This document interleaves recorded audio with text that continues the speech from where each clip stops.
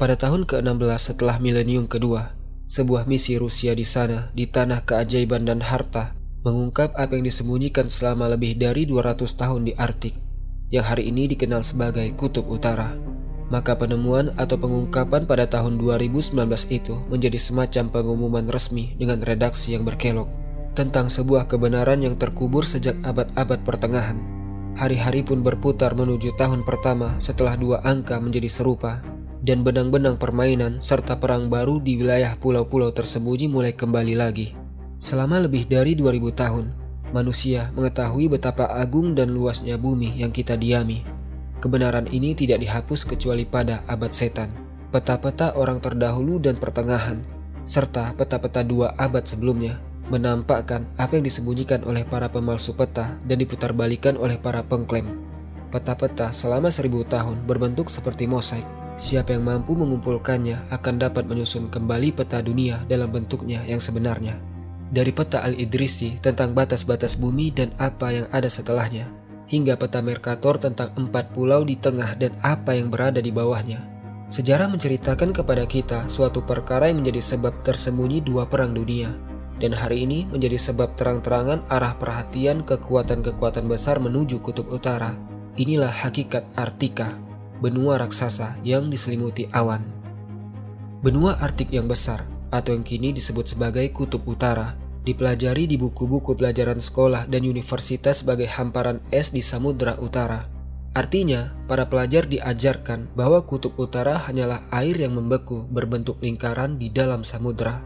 Namun pada saat yang sama, dalam dokumen khusus Konferensi Samudra Arktik tanggal 27 Mei 2008 yang diadakan oleh negara-negara yang berbatasan dengan Kutub Utara, Kanada, Denmark, Norwegia, Rusia, dan Amerika Serikat, disebutkan perlunya kerjasama 5 negara itu dalam eksplorasi mineral dan minyak, dengan kata lain pembagian warisan kutub di antara negara-negara sekitarnya.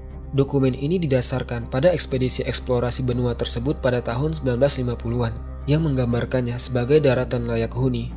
Sebagian wilayahnya tertutup salju, sementara bagian lain tertutup kehijauan.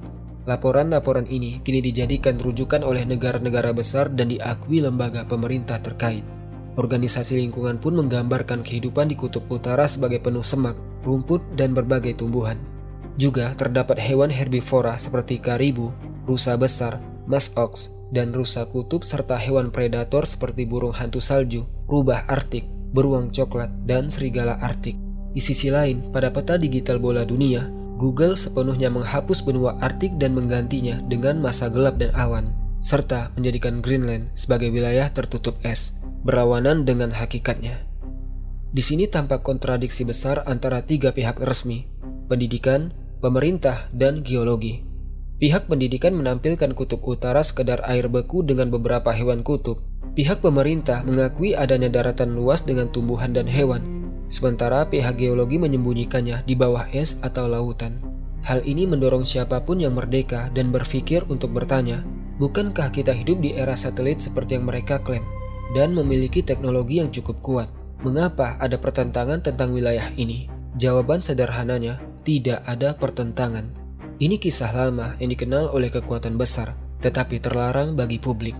Kebenarannya dipalsukan sejak 200 tahun lalu dan dihapus sepenuhnya di abad setan yang kita jalani sekarang. Lalu, apa hakikat Kutub Utara jauh dari peta palsu dan manipulasi media? Apa yang ditemukan di sana hingga memicu perebutan baru? Untuk memahami hakikat tanah Arktik yang besar, kita harus kembali ke peta dan kitab orang-orang terdahulu.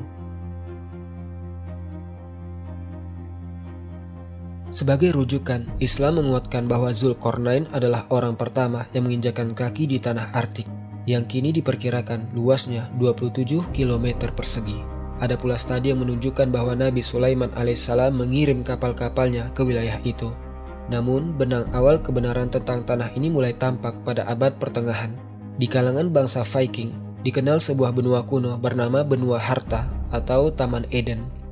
Kitab dan manuskrip mereka yang tersimpan di perpustakaan Vatikan menyebutkan bahwa mereka termasuk bangsa pertama yang menemukan daratan baru di utara akibat ekspansi dan penaklukan mereka sejak awal abad ke-9 setelah menjangkau banyak wilayah dunia hingga Andalusia.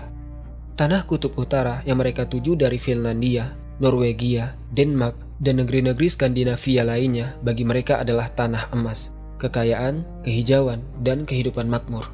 Hal ini menjelaskan misteri hilangnya mereka secara massal tanpa jejak pada akhir milenium pertama dan awal milenium kedua.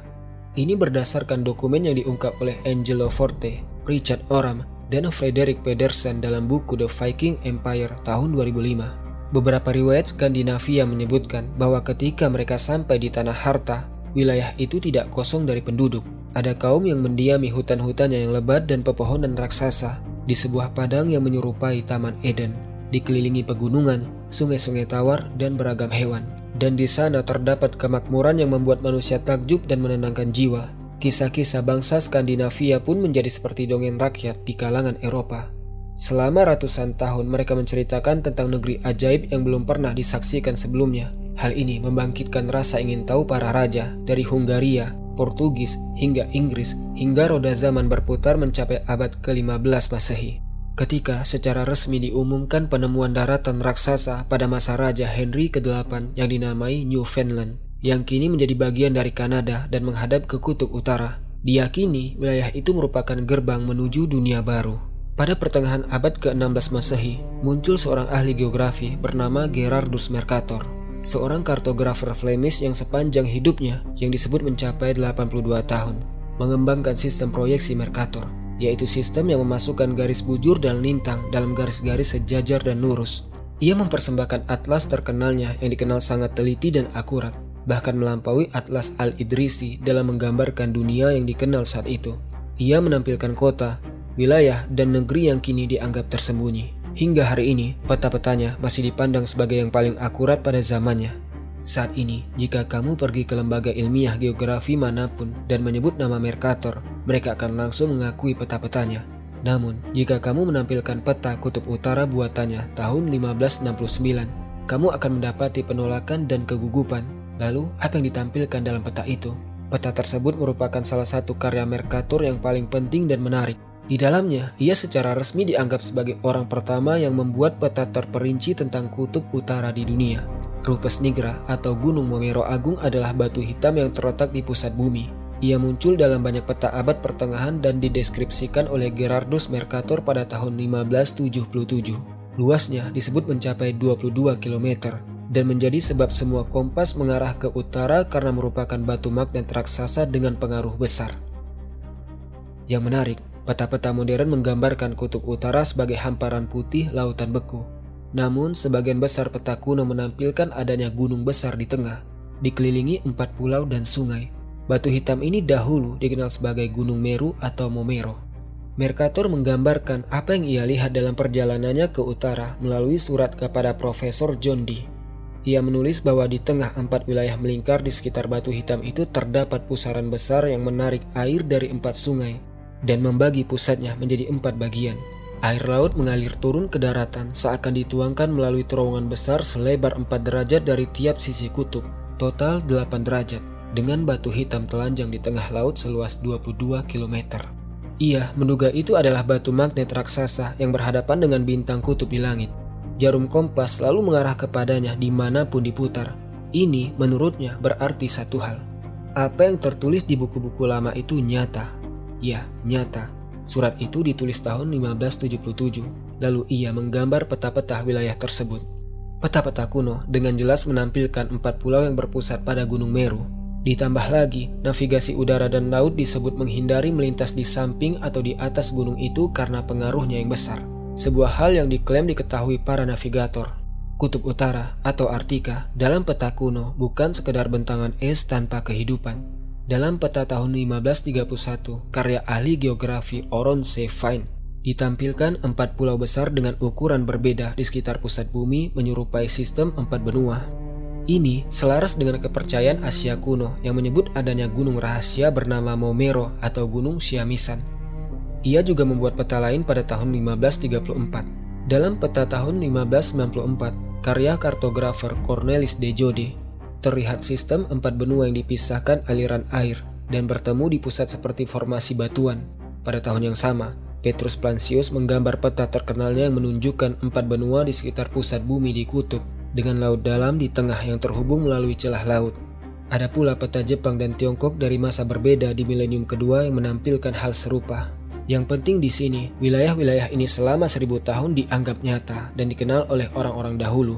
Namun kemudian dihapus dari peta dan dilenyapkan dari kesadaran publik. Lalu apa tujuannya? Dari surat Mercator kepada Profesor John Dee, tampak ia merujuk pada 4 pulau atau benua yang dipisahkan aliran laut menuju cekungan Gunung Rupes Nigra di tengah. Ini menunjukkan bahwa keempat wilayah itu mengelilingi gunung seperti teater Romawi kuno, dengan tribun bertingkat di atas dan panggung di bawah.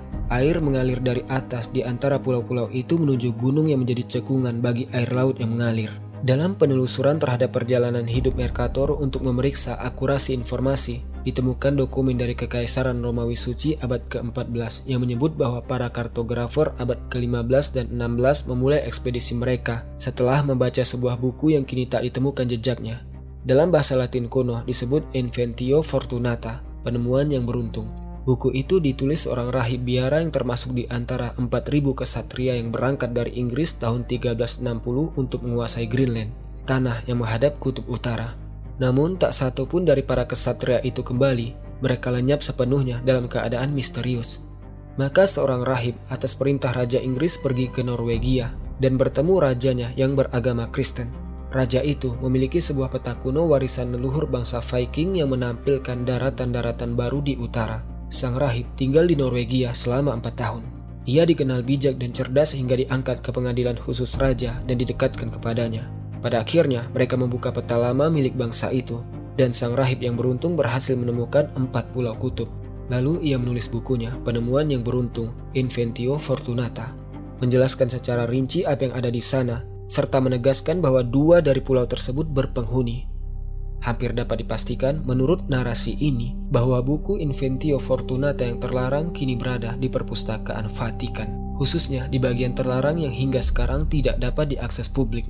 Saat ditelusuri di perpustakaan Oxford, dikatakan bahwa buku itu menghilang pada awal abad ke-15. Ada dugaan bahwa buku itu dilarang oleh Raja Inggris Edward III sampai kerajaan Inggris mampu menguasai wilayah-wilayah baru tersebut sebelum pihak lain. Tampaknya, wallahu alam, buku itu juga dibaca oleh Mercator dan gurunya, John Dee. Dengan bantuannya, mereka disebut mampu mencapai 4 pulau utara dan menggambar peta lengkap kutub utara. Ini dianggap menjelaskan pernyataan dalam dokumenter bahwa apa yang tertulis di buku-buku lama itu nyata. Mercator kemudian menulis catatan yang disimpan di perpustakaan Oxford, menyebut bahwa penemuan geografi kutub utara dan 4 pulaunya kembali terjadi pada tahun 1364. Melalui rahib yang bekerja pada Raja Norwegia.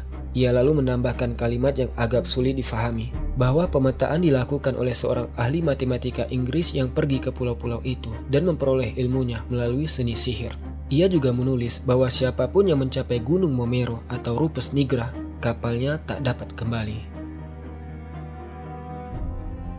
Dari uraian tadi, narasi ini menyimpulkan bahwa 4 pulau di kutub utara ditemukan kembali pada pertengahan abad ke-14. Setelah sebelumnya dikenal oleh bangsa Skandinavia di awal milenium kedua. Dalam penelusuran lebih jauh, disebut bahwa Gunung Momero juga digambarkan dalam teks Ptolemeus pada abad pertama dan kedua Masehi. Ini dipakai sebagai penunjuk menurut narasi tersebut bahwa gagasan ini diyakini sudah ada lebih dari 2000 tahun. Arktik digambarkan sebagai benua besar yang terbagi menjadi 4 wilayah, mengandung emas, perak, dan batu mulia, serta memiliki flora dan fauna yang aneh dan menakjubkan.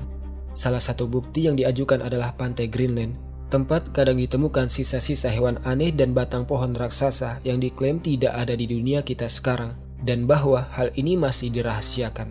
Kisah Kutub Utara menurut narasi ini tidaklah asing di era modern, hanya saja tertutup hingga pertama kali diungkap ke media oleh Laksamana Amerika Richard Byrd, yang menyatakan adanya daratan besar di Kutub Utara dan Antartika yang layak huni dalam wawancara dengan CBS. Disebut pula bahwa Nazi mengetahui hal ini dan membangun pangkalan militer di sana, serta bahwa ini menjadi sebab tersembunyi Perang Dunia I dan II dalam perlombaan menguasai kekayaan wilayah tersebut. Saat ini narasi tersebut menyebut muncul kebohongan krisis energi dan isu habisnya minyak, sementara kekuatan besar telah menguasai segalanya. Dalam beberapa tahun terakhir, sebagian hal disebut mulai diungkap bukan untuk mencerdaskan publik, melainkan mempersiapkan sesuatu yang akan datang. Pada 2016, Badan Pemantau Iklim Arktik dilaporkan menyatakan suhu di sana menjadi sedang, bahkan hangat di beberapa wilayah. Ini dikaitkan dengan mencairnya es dan terbukanya pegunungan di sekitar tiap pulau dari 4 pulau yang ada di peta Mercator. Semua itu dianggap sebagai persiapan konflik yang akan terjadi akibat berakhirnya perjanjian rahasia pembagian warisan benua besar tersebut. Disebutkan bahwa pada 2019, Washington mengumumkan akan campur tangan dengan kekuatan jika perlu demi keamanan Kutub Utara dari Rusia dan Tiongkok. Beberapa bulan sebelum dokumenter itu dibuat, kapal dan pesawat tempur Amerika, Rusia, dan Tiongkok disebut bergerak ke wilayah tersebut. Lalu diumumkan ke dunia bahwa pencairan es menyingkap daratan utara rahasia yang menyimpan harta luar biasa. Kini, Arktik, Kutub Utara, dan Antartika, Kutub Selatan, digambarkan berada di bawah perlindungan militer sangat ketat, dilengkapi pesawat dan jet tempur, serta publik dilarang keras memasuki bagian dalam wilayah-wilayah itu yang disebut menyimpan rahasia terbesar bumi. Wallahu a'lam bishawab. Barakallahu fikum. Assalamualaikum warahmatullahi wabarakatuh.